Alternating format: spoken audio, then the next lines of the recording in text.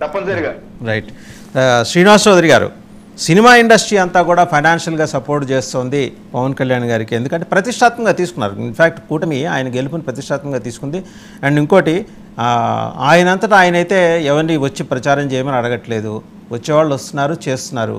ఆయన సొంత అన్నయ్యనే అడగల. ఆయన వారి వీలుని బట్టి, వెసులుబాటుని బట్టి చిరంజీవి గారు వస్తారు, ప్రచారం చేస్తారు. ఇక్కడ ఇండస్ట్రీలో కూడా కొందరు పెద్దలు, కొన్ని మీడియాని శాసించే కొంత సినీ ప్రముఖులు, వీళ్ళందరూ కూడా వస్తున్నారట. వచ్చి ఫైనాన్షియల్గా ప్రతిష్టాత్మకంగా తీసుకుని ఆయన అసెంబ్లీలోకి అడుగు పెట్టాలి. దాన్ని చూసే యువతల వైసీపీ దీన్ని మరో మునుగోడుగా మార్చే ప్రయత్నం చేస్తుందని ప్రచారం. మీరు ఎలా చూస్తున్నారు? మీ నాయకుడు వర్మ గారు చాలా యాక్టివ్గా తిరుగుతున్నారు, despite all observations and allegations against him. Vasudevan గారు, మొదట మీకు, మన డబల్-ఎన్ ప్రేక్షకులకి, అలాగే బీజేపీ నేత కిరణ్ గారికి, అనలిస్ట్ కృష్ణాంజలి గారికి, వైఎస్ఆర్సీపీ శ్రీధర్ గారికి నా నమస్కారాలు. ఆంధ్రప్రదేశ్ ఎన్నికలు అనేది పూర్తిగా వ్యాపార దృక్పథంతో ముందుకెళ్తున్నాయా అనే అంశం పైన మీరు పెద్ద చర్చ పెట్టారు. ఈరోజు పవన్ కళ్యాణ్ గారు రాష్ట్ర వ్యాప్తంగా ఆయన గెలుపును కోరుకునే అభిమానులే కాకుండా జనసేన భారీగా ఆయన గెలిస్తే శాసనసభలో అడుగు పెడితే జగన్మోహన్ రెడ్డి గారికి ఎలాంటి ప్రశ్నలు వేస్తారు, ఎలా నిలదీస్తారు పైన వాళ్ళకున్న అంచనాలు వాళ్ళకున్నాయి. అయితే ఈరోజు పిఠాపురంలో ఇంత పెద్ద ఎత్తున డబ్బులు చేతులు మారుతాయి, భారీ నగదు నజరానా ఉంటుంది, ఓటుని కొంటాము, అలాగే పవన్ కళ్యాణ్ గారిని అసెంబ్లీకి రానియకూడదు అని అధికార పక్షం చేస్తున్న కుట్రలు కూడా కొన్ని ఉన్నాయి. ఇప్పుడు ఉదాహరణకి మీరు గతంలో కూడా ఒక డిబేట్ చేస్తున్నారు, జాతీయ జనసేన పార్టీ. దీంట్లో ముగ్గురు అభ్యర్థులు పవన్ కళ్యాణ్లు పిఠాపురంలో ఉన్నారు, ముగ్గురు అదే పేరు కలిగిన అభ్యర్థులు ఉన్నారు. అలాగే బొలిశెట్టి గారికి కూడా ఏదో ఉంగుటూరులో ధర్మరాజుల పేరుతో ముగ్గురు, రాజానగర్ లో బొలిశెట్టి గారి పేరుతో ఇద్దరు, అలాగే తాడేపల్లిలో కూడా ఒక ఇద్దరు అదే పేరుతో ఉన్నారని, గన్నవరం, అలాగే నర్సాపురం, ఇట్లా కొన్ని ఏరియాలు 16 ఏరియాలో అదే పేర్లు కలిగిన వ్యక్తులు K2 డూప్లికేట్ అని సినిమా ఏదో గుర్తొచ్చింది, అలాగే చేసే పరిస్థితి వస్తాం. అది చేసినప్పుడు ఇది ఎందుకు చేయకూడదు? మా అభ్యర్థుల పేర్లే మార్చి ఒకే పేరు కలిగిన వాళ్ళు తీసుకున్న వాళ్ళు ఇప్పుడు ₹1,00,000 అధికార పార్టీ వాళ్ళు ల్యాండ్ శాట్ మైండ్ దోసేసుకున్నారు. వేల కోట్ల రూపాయలు వైట్ హౌస్ లోను లోటస్ ఫండ్ కొలుతా ఉంది. ఏముంది, ప్రచారం చేయొచ్చు. మీరు అన్నట్టు ప్రామిసరీ నోట్ రాసి ఇచ్చి 1,00,000 కాకపోతే 2 లక్షలు ఇవ్వచ్చు, అంబాసిడర్ కారు ఇవ్వచ్చు, లేదంటే బెంజ్ కారు వేయచ్చు, ఇంకా వాళ్ళకి బంగారు 1 కేజీ ఇస్తానని చెప్పి కూడా జగన్మోహన్ చెప్పచ్చు. ఎందుకంటే నా బిడ్డలు, నా ఎస్సీలు, నా బీసీలు, నా ఓసీలు, నా ముస్లింస్ అని చెప్తారు కదా. సో ఆ ప్రేమ ఎక్కువ పెరిగిపోయి పిఠాపురానికి ఏమైనా 500 కోట్లు ఖర్చు పెడతారా? ఆయన ఖర్చు పెడితే లెక్కలేదు, ఎందుకంటే ఒక ఉరుషికొండలో తోసేసినప్పుడు సగం కూడా ఉండదు. కాబట్టి ఆ రకమైన కుట్రలు చేసి ఓడించాలని చేసే ప్రయత్నం ఉండొచ్చేమో. అయితే ప్రజలు ఈరోజు విజ్ఞులు, తెలిసిన వాళ్ళు చాలా క్లియర్ గా ఉన్నారు. జగన్మోహన్ రెడ్డి గారు చెప్పినట్టు నా పథకాలు మీ ఇంటికి చేరితే నాకు ఓట్లేయండి. చేరలేదయ్యా జగన్మోహన్ రెడ్డి గారు, మీరు తీసుకున్న డబ్బులు ఎక్కువ, మాకు ఇచ్చిన డబ్బులు ఎక్కువ అని చెప్పి లెక్కలతో చెప్తున్నారు ప్రజలు. ఎందుకంటే ఒక ఎలక్ట్రిసిటీ బిల్లు ₹1,00,000 చూపేశారు, ఈయన ఇచ్చిన డబ్బులు ఏదో నాకు అర్థం కాలేదు. అలాగే మద్యం డబ్బులు కానీ, ఆస్తి పనులు కానీ, లేదంటే చెత్త పనులు కానీ, పనులు లెక్కన తీసుకుంటే కుటుంబానికి 10 లక్షలు కేసారు, ఇచ్చిన ₹1,00,000 తక్కువ కదా. సో ఆ లెక్కన పిఠాపురానికి డబ్బులు ₹1,00,000 ఇస్తే తప్పేం కాదు సార్, ఎందుకంటే దోచేసిన డబ్బులు అవన్నీ. కాబట్టి జనం మాత్రం పవన్ కళ్యాణ్ గెలిపించే పరిస్థితి ఎక్కువ ఉంది. ఈయన ఎన్ని టక్కమాన గజకారణకు కనుగోలు ప్రదర్శించినా కూడా రాష్ట్ర వ్యాప్తంగా ఈ K2 డూప్లికేట్లు, అదేవిధంగా డబులింగ్ పేర్లు ఉండేవాళ్ళు, డబ్బులు పంచటాలు, అదేవిధంగా కడప నుంచి కొంతమంది వెళ్ళి పిఠాపురంలో ఓడించాలని చెప్పి కొంత ముఠాలు రూపంగా వెళ్ళిన వాళ్ళు, అక్కడ ప్రదర్శనలు రాళ్ళ వర్షం కురిపించిన వాళ్ళు, దౌర్జన్యం చేసిన కూడా చూస్తున్నాం మనం, రోజు పేపర్లు కనబడతాయి.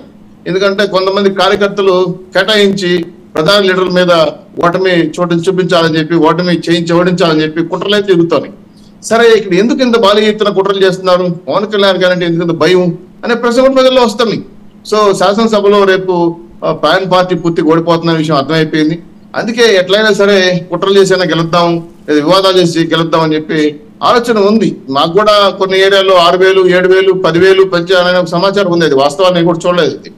కానీ ఇక్కడ దానికి మించి, అంతకు మించి కుటుంబానికి ₹1,00,000 అంటే మీరు మునుగోడు కన్నా ఇది భారతదేశంలో రికార్డెడ్ ఆఫ్ కాన్స్టిట్యున్సీగా తయారయ్యారు.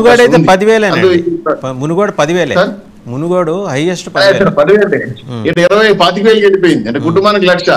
ఇది record of the world record of the Andhra Pradesh లో ఉన్నటువంటి పిఠాపురం కాన్స్టిట్యున్సీ. జగన్మోహన్ రెడ్డి గారు మాయా విధంగా అటువంటి అవకాశాలు ఉన్నాయి కాబట్టి అధికార పార్టీ చేసే కుట్రలకి ఎట్టి పరిస్థితుల్లో తిప్పికొట్టే ఆలోచనతోనే కూటమి ఉంది.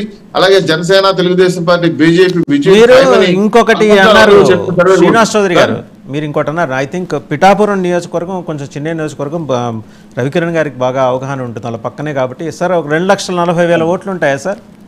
అంతేనా? 2,80,000 పిఠాపురం ఉజ్జాయింపుగా రవికిరణ్ గారు 2,30,000 ఓట్లు అండి. చిన్న 2-3,000 పెరుగుంటాయి. ఓ మాదిరి నియోజకవర్గంలో మీరు చెబుతున్నారు లిక్కర్ డబ్బులు అని. 2,40,000 మంది ఓటర్లు లిక్కర్ తాగరు కదా సార్? మంచి మాట పెట్టారు సార్, మంచి మాట చేస్తారు. ఇక్కడ మేము మా తిరుపతిలో కూడా 2,83,000 ఓట్లు వేసాం.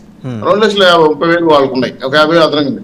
తిరుపతిలో చుట్టుపక్కల ఎంత పెద్ద ఎత్తున డంపింగ్ చేశారో మద్యం నేను చూశాను. మీరు పేపర్లో మీకు కూడా వస్తాను. మద్యం తాగనోళ్ళు మద్యం తీసుకోవాలని లేదా మద్యం తాగమని చెప్పరు సార్.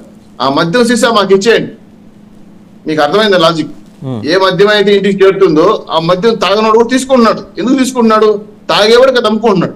అది డబ్బులు నేనే చూశాను. మా కుటుంబం ప్రచారానికి వస్తున్నారు చాలా మంది అధికార పార్టీ ప్రతిపక్షాలు, కొంత డబ్బు రూపంగా ఇచ్చేది కాకుండా కొంత బాటిల్స్ కూడా ఇస్తున్నారు. తాగనోడు కూడా డబ్బులు ఆ బాటిల్ తీసుకుంటున్నాడు. ఎందుకంటే ఎవడో తాగేవాడికి అది ఇచ్చేస్తాడో డబ్బులు చేసుకుంటాడు. సో ఎక్కడ ఏది ఎవరు కాదనరు. కానీ జనం మాత్రం డిసైడ్ అయిపోయారు ఎవరు ఓటేయాలని.